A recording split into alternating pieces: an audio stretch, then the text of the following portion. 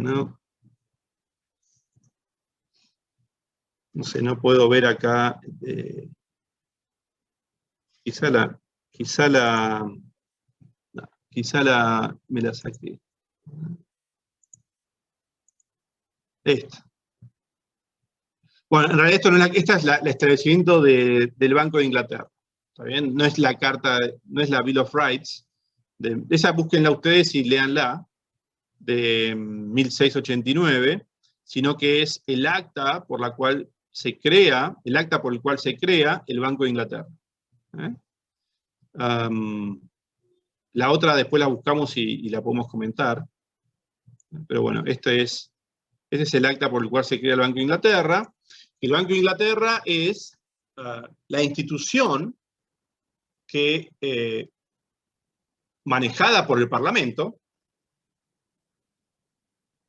y legitimada por la corona, porque la corona le dio un monopolio a esta corporación de banqueros, de ser el único banco, digamos, a gran escala, como corporación en Inglaterra, durante un tiempo. Entonces ahí ven también el doble enforcement, ¿no?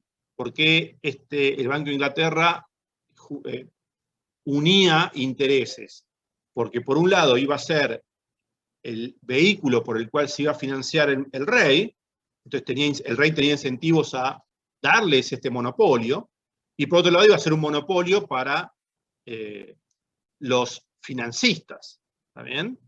Entonces iban a ganar un montón de dinero por financiar al rey. Claramente que esto iba a suceder si era todo exitoso, si todo salía según el plan. Por ejemplo, el Banco de Inglaterra financiaba al gobierno británico, que a su vez estaba para hacer una guerra contra Francia. Si el resultado de la guerra hubiese sido distinto, si hubiese ganado Francia, tanto el rey como el Banco de Inglaterra, como el Parlamento inglés, o por lo menos quienes manejaban el Parlamento inglés, hubiesen, digamos, pasado al olvido. Entonces, obviamente, hay un montón de riesgos y especulaciones y, bueno, incertezas que entran en juego en todas estas cosas, ¿no? Entonces, este episodio en particular salió beneficioso para quienes representaban si quieren, esta modernización institucional a nivel de las sociedades. Gobiernos limitados, representación parlamentaria, negociación respecto de impuestos y gastos y usos de los recaudados impuestos, etcétera. ¿Está bien? Eso permitió después el crecimiento fabuloso que tuvo Inglaterra. Pero ex ante eso podía haber sido distinto. Ok. Entonces, ¿qué más estaría bueno comentar a ver, ¿quién más quiere comentar algo de este trabajo? Profe, menciona que sí, anterior a la Revolución Gloriosa hubo otra revolución que falló en... ¿Anterior a qué? ¿Anterior a qué? Anterior a la Gloriosa, que era la Guerra Civil. Que sí, la de Cromwell. No fue self-enforcing como la segunda, porque removió la fuente de arbitrio, la fuente de, ¿cómo se dice?, del autoritarismo de este rey, pero no le dio incentivos al rey para no volver al camino de antes. A ver, digamos, no sé si fue una revolución concretamente, creo que en parte sí. El evento político más trascendente de Inglaterra previo a la Revolución Gloriosa fue cuando, ahora no me acuerdo exactamente los nombres, pero bueno, 1640 aproximadamente, el rey que estaba vigente muere sin herederos. Hay una disputa entre potenciales candidatos, finalmente se generan, digamos, batallas, Y finalmente toma el gobierno, o se encarga del gobierno, un general que había ganado en esas batallas, que era Cromwell. Y se convierte en el ejecutivo. Pero eso terminó siendo una dictadura, básicamente. Acumuló poder y terminó siendo una dictadura, y terminó derrocándose ese gobierno. Es decir, es un mal recuerdo. A ver, claramente, digamos, habrá muchas interpretaciones, pero en términos de la historia mainstream, digamos, es un mal recuerdo esa época porque es una dictadura, bueno, arbitraria, etc. El que quedó como el buen recuerdo para la historia de Inglaterra es la Revolución Gloriosa, porque, bueno, surge la división de poderes, los checks and balances, ¿no?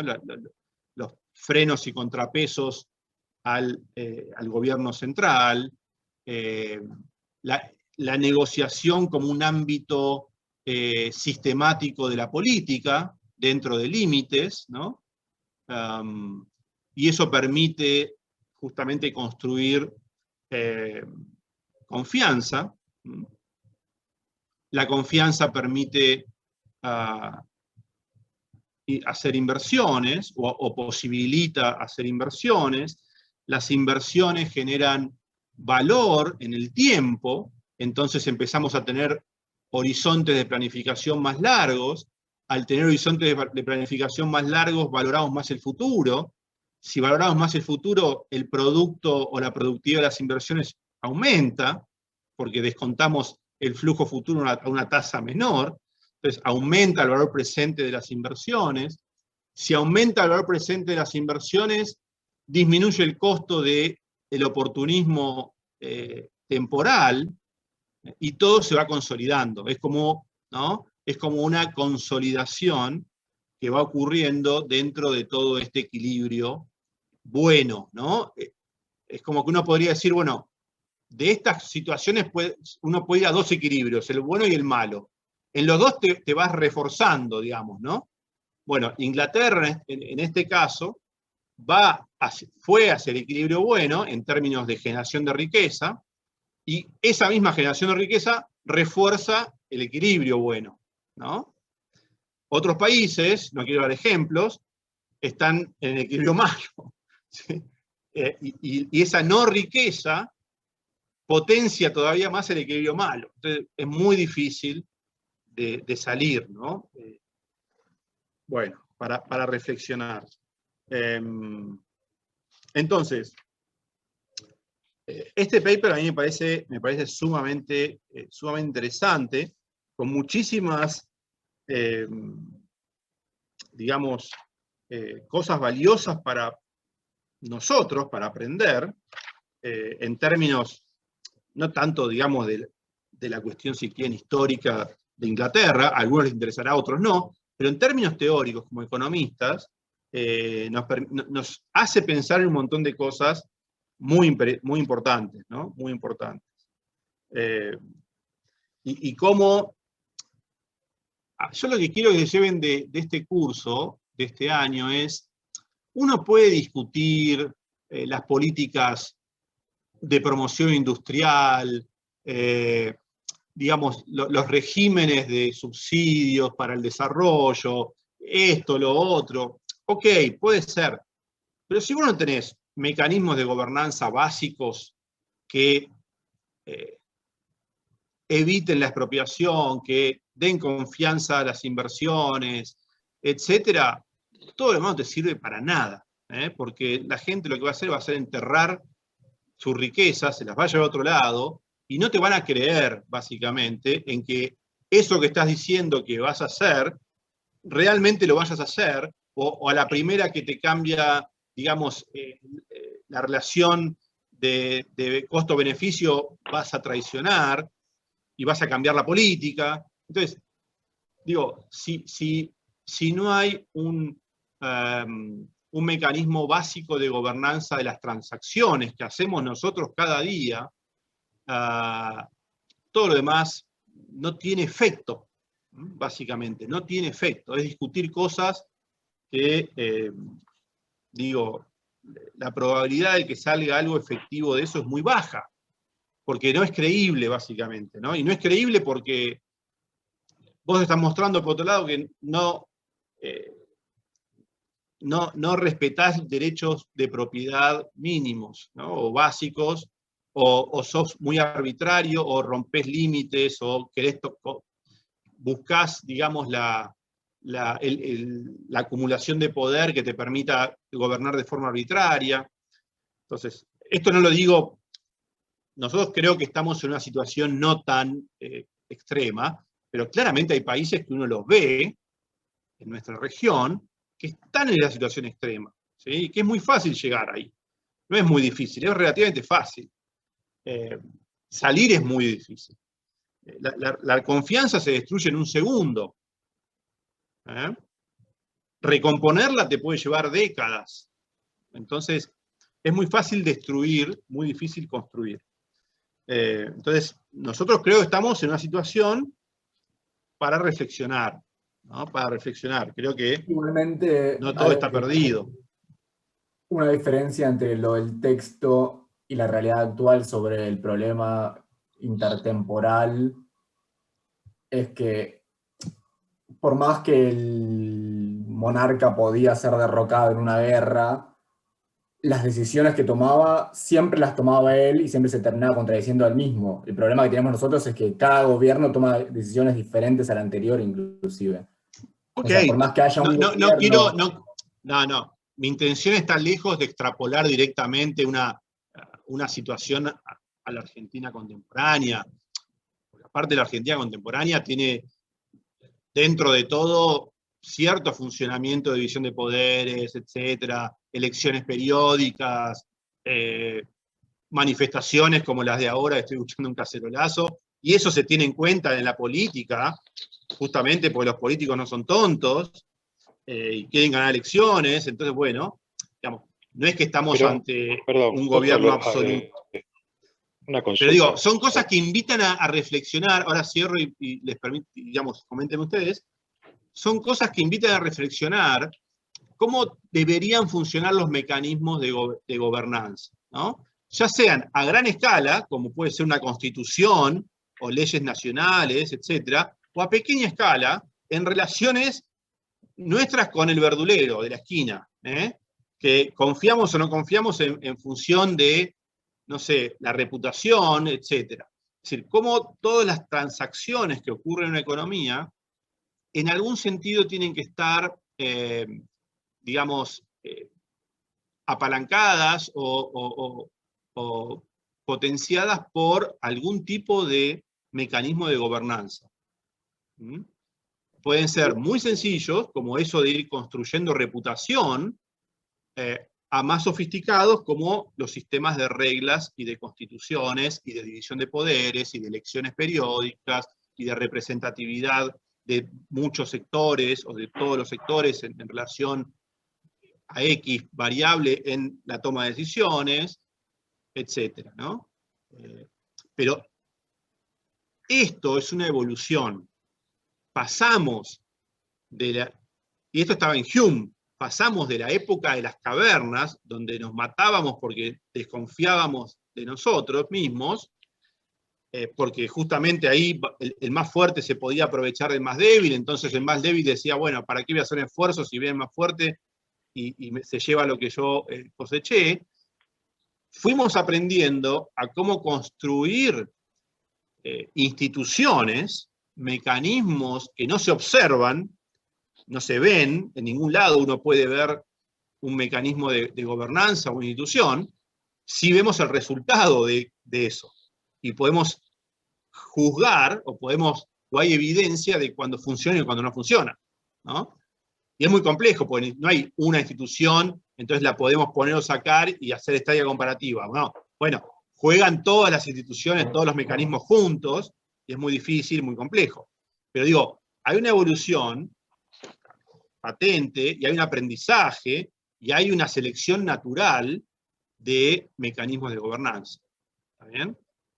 Algunos funcionan más que otros, y eso permite extender, ampliar el mundo de las transacciones. Y si se amplía el mundo de las transacciones, se amplía la riqueza. Eso es el mensaje de Adam Smith. ¿Por qué? porque somos más productivos, porque invertimos, etc., ¿no?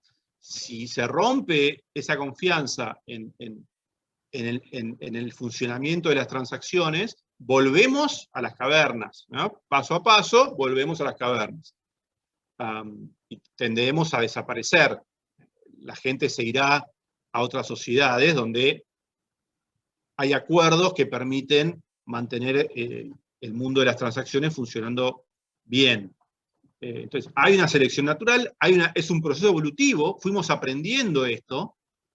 No es que alguien, por arte de magia o por una visión divina, lo impuso un día, sino que es un lento devenir que por prueba y error fuimos aprendiendo que algunas cosas funcionan mejor que otras. Y bueno, acá estamos, ¿está bien? Pero ese es el mensaje, si quieren, que yo les puedo contar desde Hume hasta estos textos que estamos viendo, en este caso el de North. ¿Está bien? Vamos a seguir con esto no termina acá. Yo quiero como mostrar mucho de esto para que piensen mucho, digamos, por ahí después no lo vuelven a ver más. Entonces, por lo menos quiero mostrarles este tipo de análisis que a mí me parece que es muy importante, ¿no? Y que creo que está subrepresentado en la carrera que ustedes están haciendo. Entonces, bueno, yo les voy a dar mucho de esto. Lo que vamos a ver, bueno, ahora volvemos a la charla. Pongo para adelante para que tengan el programa hacia dónde vamos. Nos queda ver el paper, lo vamos a hacer la próxima, el paper de Sargent y Velde, donde ahora analizan desde este punto de vista qué pasó en Francia. Es decir, ese gobierno de Luis XIV que había entrado en guerra con el de Guillermo en Inglaterra, el del Banco Central Inglés y el Bill of Rights, vamos a ver cómo sigue eso en Francia. Y vamos a ver que Francia no logra ese gobierno arbitrario, absolutista, que tenía muchísimo poder, empieza a tambalear justamente por problemas de incentivos, ¿no? De no lograr acuerdos que permitan el financiamiento del gasto, etc. Y cómo eso todo empieza a tambalear hasta que va a terminar finalmente en la Revolución Francesa, que es más o menos 100 años después que la inglesa. ¿Está bien? La diferencia es que la Revolución Inglesa, por lo menos la gloriosa, no fue tan sangrienta. La francesa termina en una ruptura fuertísima con el orden institucional previo, ¿no? Abruptamente. La inglesa, todo lo contrario, es como más un devenir más lento, ¿no? Pequeñas innovaciones en los mecanismos de gobernanza que van como solidificando lo que después va a ser Inglaterra. Francia, la Revolución Francesa es recontraabrupta, después lo veremos, pero digo, la parte macrofinanciera es la que vamos a ver en el paper de Sargent, ¿está bien? Ellos ahí van a analizar cómo funcionaba institucionalmente la gobernanza macro, ¿no? Macrofiscal monetaria, y cómo eso no funciona bien y termina generando la caída, finalmente, de la monarquía en Francia. Fíjense qué importante que es la organización fiscal en una sociedad. Digo, yo cuando estaba en el momento que estaban ustedes ahora estudiando mi carrera, en La Plata había 2 o 3 materias de finanzas públicas, es como un clásico en La Plata, finanzas públicas, de toda una tradición de finanzas públicas, y era una materia que uno la cursaba, pero si yo hubiese tenido toda esta, digamos, esta idea detrás de que para qué es importante estudiar a fondo la economía y las finanzas públicas, bueno, lo hubiese disfrutado mucho más. En ese momento, por varias razones, uno está apurado, que yo, y no tiene estas ideas, pero fíjense lo importante que es para la organización política y gobernanza de una sociedad que funcione bien su financiamiento, ¿no? A nivel macro. Es crucial. Cuando eso no funciona, se destruye todo, porque se destruye el mercado, básicamente, se destruyen los precios, se destruye todo el mecanismo de organización, digamos, macroeconómica, ¿no? Bueno, entonces es muy, muy importante. Y caen gobiernos, y eso en Argentina lo recontra sabemos, digamos, ¿no? Las hiperinflaciones o las inflaciones desbocadas son la manifestación de una desorganización completa del financiamiento del gobierno y termina derrocando o, digamos, produciendo caídas o recambios del gobierno. Pero bueno, entonces es muy importante eso. Hay que pensar mucho en eso. Pensar mucho en eso. De los déficits, no hay ningún mecanismo que te saque del déficit que no sea buscar el superávit o la estabilidad. A ver, hay muchas formas intermedias de manejar bien eso. No necesariamente los países que ya tienen mecanismos de gobernanza fiscales establecidos y confiables, no tienen superávit fiscal, ¿sí? Se pueden financiar, pueden tener deudas muy grandes en relación al producto, pero a nadie se le ocurra que va a haber un descalabro, entonces es una expectativa, perdón, es una profecía autocumplida que por más que haya mucha deuda, el gobierno la va a manejar bien. Ahora, cuando vos no tenés eso, cuando vos no tenés ni reputación, ni un mecanismo, digamos, de gobernanza fiscal confiable, establecido, que ante la menor amenaza de aumentar el gasto o extralimitarse, digamos, en la concentración arbitraria, digamos, de gasto, la gente se ve venir un impuesto, ya sea expropiación, impuesto inflacionario, lo que sea, y automáticamente esconde su capital. Bueno, es decir, el juego es ese, y hay una pérdida de confianza fenomenal, nadie invierte, hay lo que se llama, a mi modo de ver, muy mal, fuga de capitales. En realidad se espantan los capitales, no es que fugan, no es que alguien quiere fugar capitales porque sí, capital se espanta por cómo es la situación, obviamente, nadie quiere que lo expropien, entonces, bueno, se genera todo un colapso, ¿no? Una desorganización que termina en pobreza, ese es el problema final. Pero aparte, estos países que decís vos que no necesariamente tienen superávit, justamente hacen lo que estamos viendo ahora, que es tener reglas fiscales claras y que las cumplen en el tiempo. Claro, por eso. Estamos muy lejos de eso, ¿no? Entonces, en el caso de Argentina, sí, hay que sobreactuar mucho hasta que tengamos... ¿a qué me refiero con sobreactuar? Bueno, hay que ser mucho más autodisciplinados. Hasta que construyamos, o los gobiernos sucesivos construyan mecanismos de gobernanza que logren confianza. ¿Bien? Que logren confianza. Que no corramos todos a sacar nuestros depósitos en dólares porque creemos que nos los van a expropiar o nos van a especificar, o digo, todos los episodios trágicos de destrucción de riqueza fenomenal que vivimos, ¿no? O la venta de activos, no hace falta la expropiación. Lo que pasó, no quiero ir a la política, pero digo, más allá de las interpretaciones de un lado y del otro, lo que pasó post-paso, en el 2019, fue una destrucción colosal de riqueza. El precio de los activos argentinos pasó a valer un 30%. ¿Okay? Y yo lo sufrí eso en carne propia, porque tenía parte de mis ahorros, gran parte invertidos en activos argentinos. Entonces, destrucción colosal de riqueza. Entonces, esas cosas son trágicas. Espero que ustedes no les toquen demasiadas en el futuro. A mí me tocaron varias. En algún lado, digamos, y el resultado final de eso es la pobreza, básicamente, el aumento de la pobreza, la menor productividad, la menor inversión, que lleva eventualmente a la menor producción y la menor cantidad de bienes disponibles para todos. Ese es el resultado final.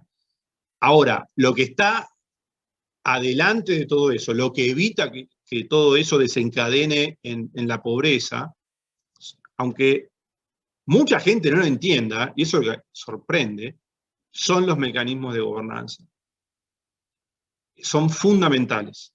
si no confiamos en ciertas reglas van a funcionar, el camino es hacia eso que yo les cuento.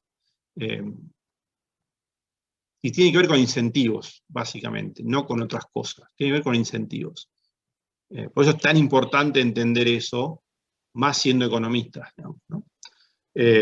Bueno, ¿qué otros comentarios quieren hacer respecto del trabajo? Del paper, digamos, para hoy. ¿Algo más? Creo que todos se han quedado con ganas. Espero que lo hayan leído, y los que no leyeron, que supongo que habrá, que esta charla los haya motivado para ir a leerlo, ¿no? Creo que hay mucho para aprender de esto y lo que vamos a ver hacia adelante. ¿Alguien quiere comentar algo más? A mí me había llamado la atención una parte, creo que era más al principio del paper, donde daba como la introducción sobre cómo se fue dando la Revolución Gloriosa, ¿no? Y mencionaba que durante el reinato de los Stuart había como que se pedían préstamos, pero casi que a veces desconocían que tenían que pagarlos. Entonces eso me llamó mucho la atención, como que era... No, básicamente se defolteaban los préstamos. Es decir, Claro, era cuando una llegaba el mutua de vencimiento, ¿cómo lo dijimos acá? Se reprogramaban, ¿no? ¿Cómo era? Se reperfilaban, digamos, ¿no? Es decir, el gobierno tenía que devolver tantos miles de libras que se había comprometido en determinado momento y no lo hacía. Lo reperfilaba para dentro de 10 años. Y a veces incluso no te pagaban o te bajaban los intereses. Bueno, todo eso que generaba, bueno, que nadie más le prestara, sí, te presté aquella vez, nunca más te presto de nuevo. Entonces los reyes, ¿qué hacían? Bueno, trataban de expropiar todo lo que podían. Se empieza a generar todo un círculo vicioso, ¿se dan cuenta?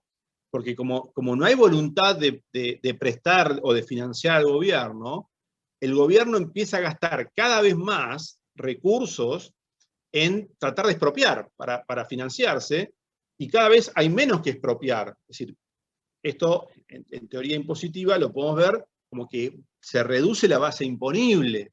Cuanto más grande es la tasa impositiva, eso genera una reacción en los que pagan el impuesto a escaparle al impuesto, ¿está bien? A reducir la base imponible. ¿Ah? Es fantástico. Claro, pero cómo lo se que ve me eso. llamó también la atención es que, digamos, los súbditos, para decirlo de una forma, como que lo seguían pagando. O sea, no había como otra opción en ese momento, como que no se pensaba. No, bueno, aceptaban que les dilataran el pago, no les quedaba otra, si ya habían prestado. Entonces, todo eso terminó finalmente generando el desfinanciamiento de los reyes ingleses hasta que viene la Revolución Gloriosa, básicamente. Claro, le fue dando como el pie a la Revolución Gloriosa, Sí, básicamente. había que cambiar la forma de organización fiscal porque ya nadie confiaba en que los soberanos iban a cumplir sus promesas de devolver los préstamos. Entonces nadie prestaba, el soberano no tenía forma de mantener el gasto, entonces era débil, cualquier cosa lo amenazaba porque no tenía forma de, digamos, mantener un ejército en caso de defensa. Entonces, nada, eran costos de transacción enormes para todas las partes. Eso generaba una baja inversión, ¿sí? Entonces, ese camino, digamos, que era el normal en los países, digamos, como Inglaterra, era una economía más, no era una superpotencia, como después fue, era una economía más, con altos costos de transacción.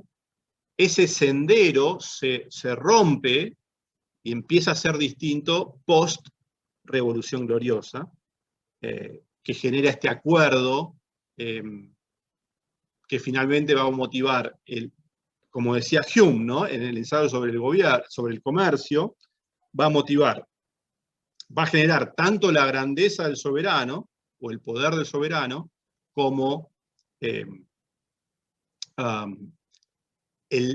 bienestar, el beneficio económico de la sociedad civil, ¿no?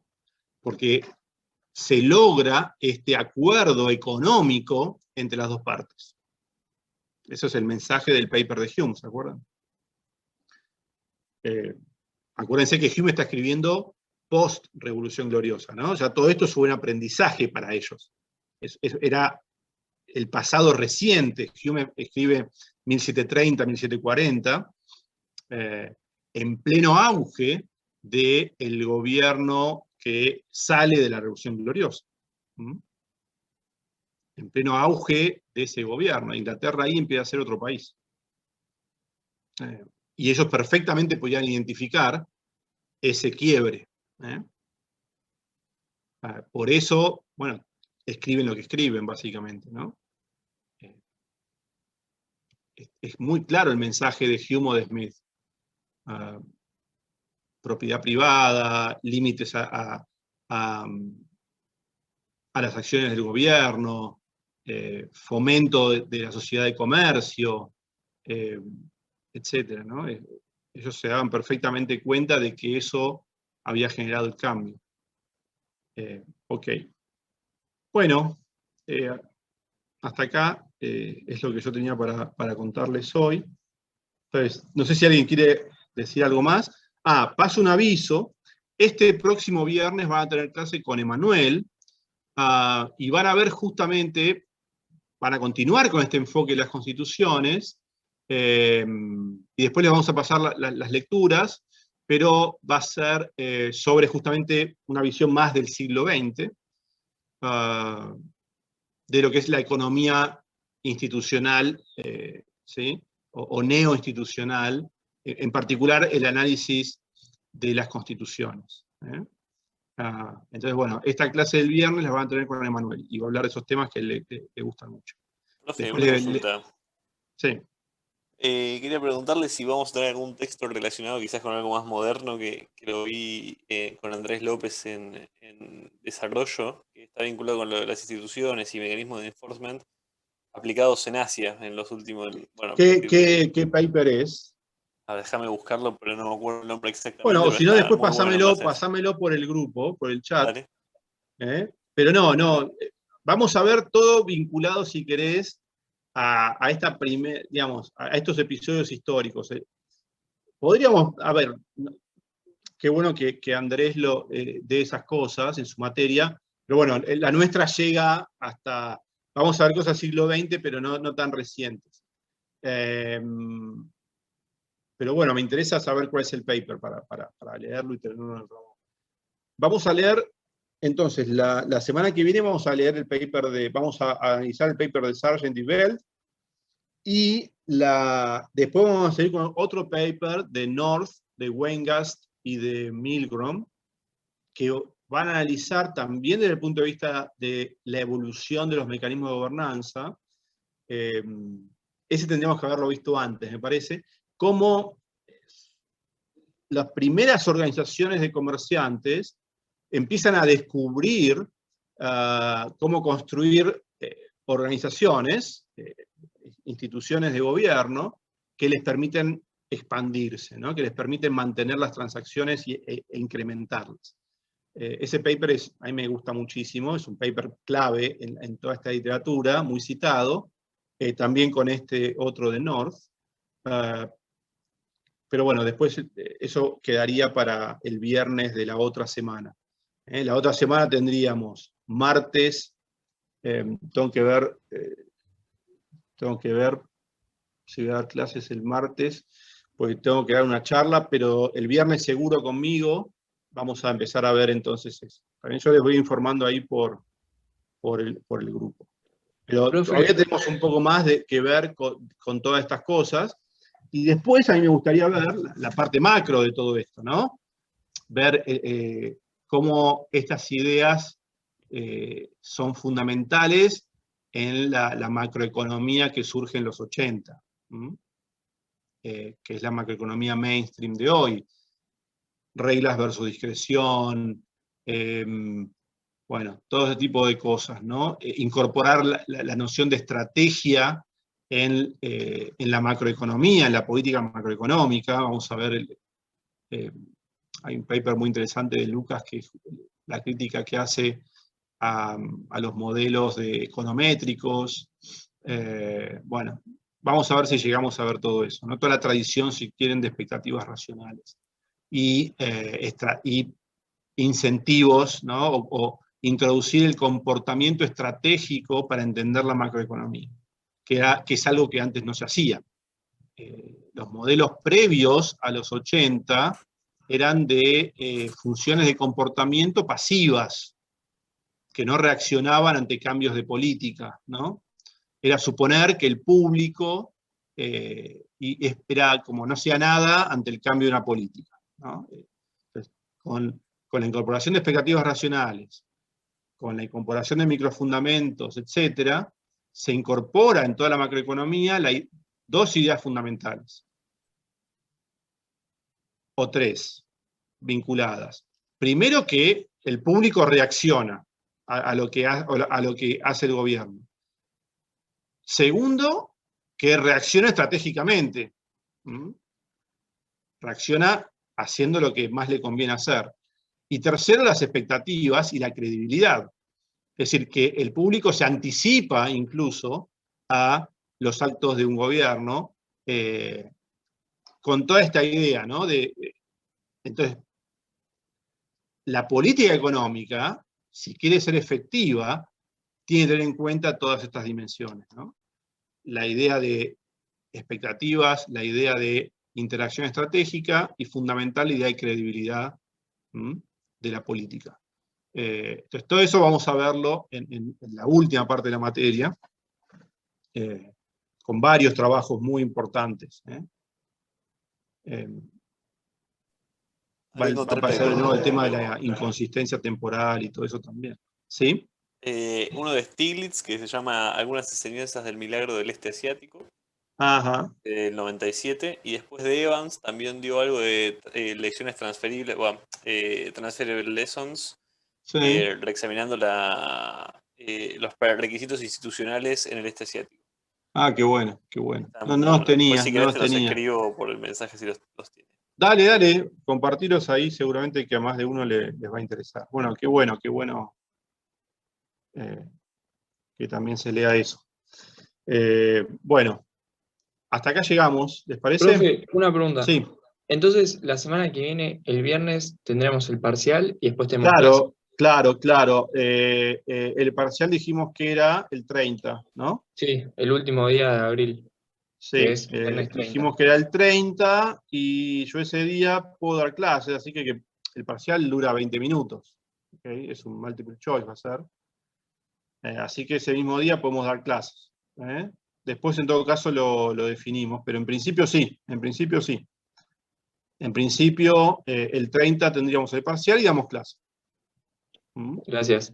El día que yo no voy a poder, porque, ya les digo, tengo ya comprometida de mucho tiempo anterior, una charla, es el martes 27, que se superpone exactamente porque es a las 7. Así que el martes próximo no voy a poder dar la clase, la daré el viernes, voy a ver si, en todo caso les paso las lecturas, o si alguien de los ayudantes quiere dar la clase, va a ser bienvenido. Por suerte, bueno, Manuel va a estar dando este viernes, y entonces ya nos veríamos nosotros el 30. Igual cualquier cosa estamos conectados por el grupo, ¿no? Ahí escriban cualquier consulta. Si es algo súper urgente, me arroban, así lo veo más rápido. Y si es algo que es fundamental mi respuesta, ¿no? Si ustedes se pueden contestar, háganlo entre ustedes. Pero bueno, ahí siempre estamos conectados. Una pregunta, profesor. Sí. Entonces, no vamos a tener clase de repaso porque ya no tenemos clases con vos.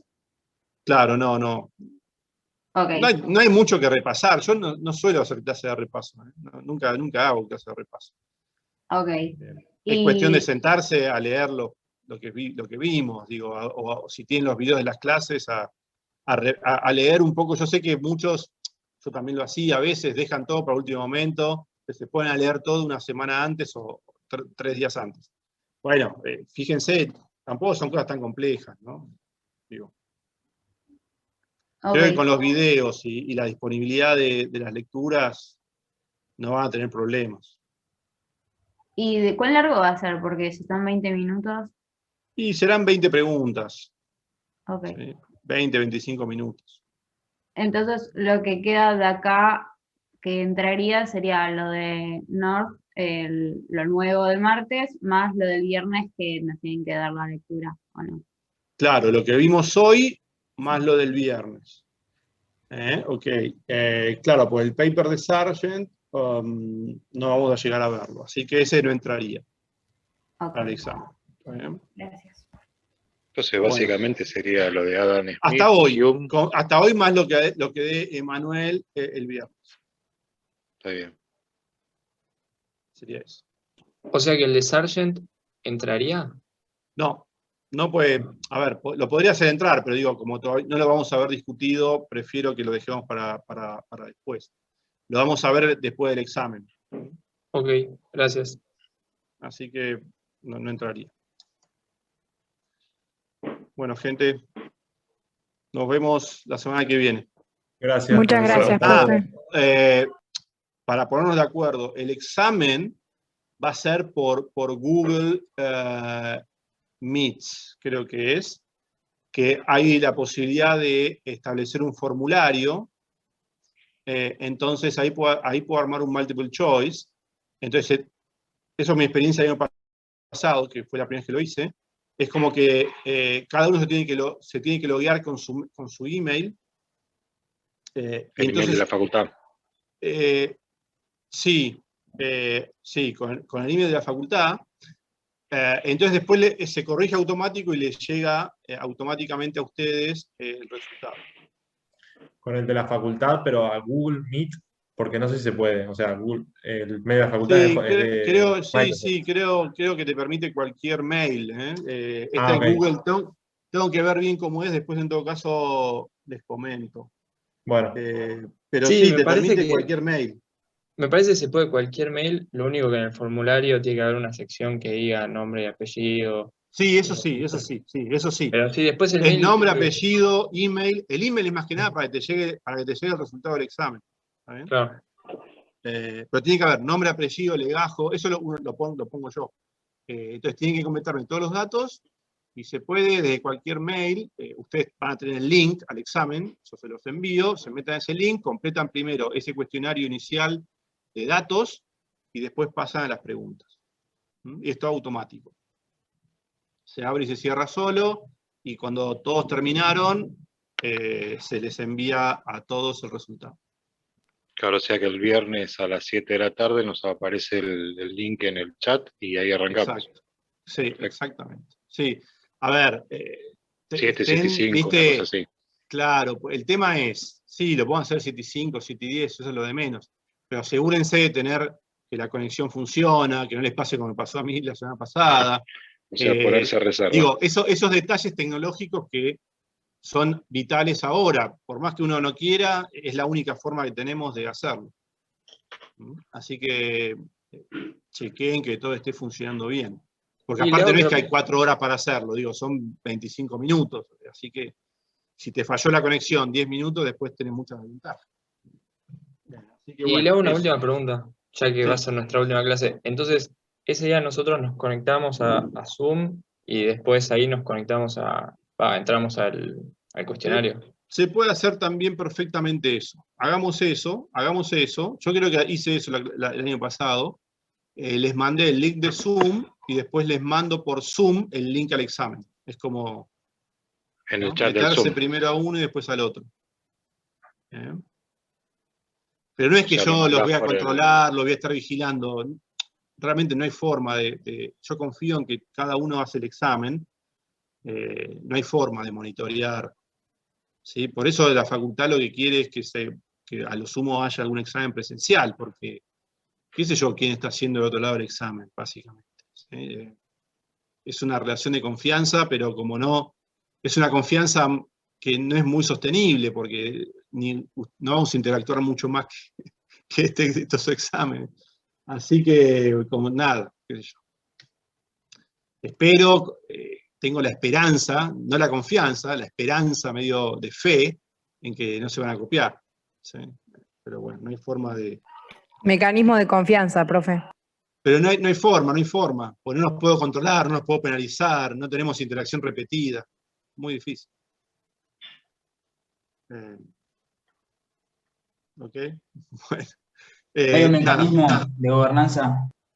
Y es muy difícil, no hay forma. Por eso lo que quiere la facultad es poner al menos una instancia presencial para que, bueno, haya un control. Si no, es como... Nada, qué sé yo. Bueno, nos vemos entonces la semana que viene, chicos. Dale, perfecto. Hasta luego, Gracias, Chao, profe. gracias. Chao, profe. Chao.